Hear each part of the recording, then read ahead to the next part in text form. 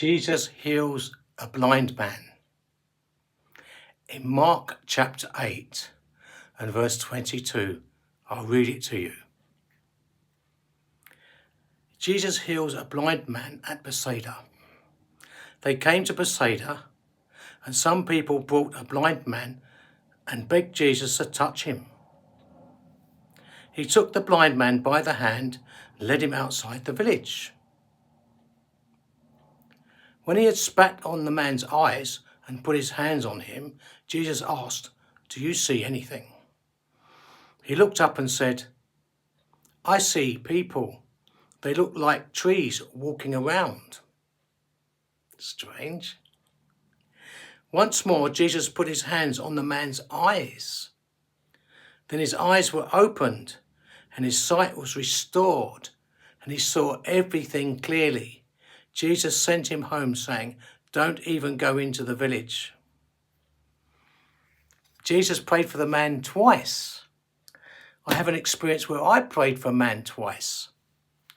I was a member of a church called the Vineyard, and I was part of a home group meeting. They call them kinships.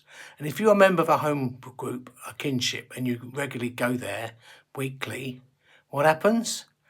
Sunday morning, when people come forward for prayer, for healing or whatever, if you're a member of that home group, you don't have to be a leader even, you're allowed to go up and pray for the people. That means that people don't have to wait ages for someone else to come to them because there's enough people to pray for them straight away. So this young man went forward for prayer. So I got up and walked over to him. I saw that one of his eyes was closed. I said to him, "What would you like prayer for?" Because I'd been in meetings where I went up for prayer for my shoulder, and instead of asking me what I wanted prayer for, this is a different church, of course, they started to pray for me that I'd be filled with the Spirit and walked away. They didn't even pray for my shoulder that I wanted prayer for. So it's always good to ask someone, "What do you want prayer for?" I saw he had one eye closed. So I said, "What do you want prayer for?"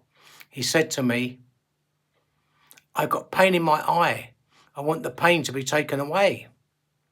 So I prayed for him. I said to him, "Has the pain gone?" He said, "Yes." So I said to him, "Why have you still got your eye closed?" He said, "Because I can't see out of it. A hot cinder came out of a fire into my eye." I said, "Would you like to see?" He said, "Yes." So I prayed for him. Immediately he opened his eyes and he could see. Same as Jesus prayed for the man that was born blind. So we have to carry on and pray for people, not just once sometimes, but maybe more. I remember praying for a man who couldn't see properly. And I said, "Can you see now?" "No, I can only see 25%. It's got better." I prayed again. It went up to 50%, 67%, 75%. So, because I prayed several times, eventually he could see clearly. Then another young man couldn't read or write. And I prayed for him. The first thing he picked up to read, he was like his early 20s, was the Bible. He started to read the Bible immediately. And I was at another meeting where a man got up to preach and his son came up, and his son was only 3 or 4. And he picked up a Bible and he started reading from the Bible. He couldn't read, but suddenly he's now reading the Bible out loud to a room full of people. We were all witnesses. God is a miracle working God. Do like the video and subscribe to my YouTube channel. Be blessed.